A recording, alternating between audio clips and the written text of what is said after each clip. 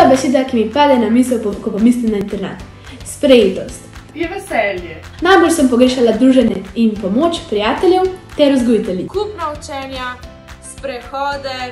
Če si v internatu, pa se ti zdi, da se skozi nekaj dogaja, da nikoli ni miru, in pa ko si v karanteni, skozi nikoli nič ne delaš. Skupne večere, kjer smo vsi povedali, kako nam je šlo tisti dan v šoli. Fajn in je tako, res fajn. Ker se vedno najde nekdo za pogovor. V glavnem nikoli ni dolg čas. Hrane, prijateljev, Smeha, družbe. V internatu tudi dosti pospravljanje. Največkrat kaj igramo, naprimer košarko, namizni nogomet, ping-pong in tudi kartamo.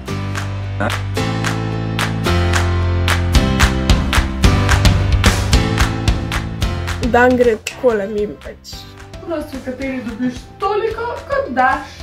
Sem vedno sprejeta, ne glede na to, kakšna sem. Kateri jaz zelo uživam. kjer mi ne mora biti dolg čas. Tako, dokaj sproščeno in sem ful rada v internatu. Je druženje s sošolci in spoznavanje novih prijateljev.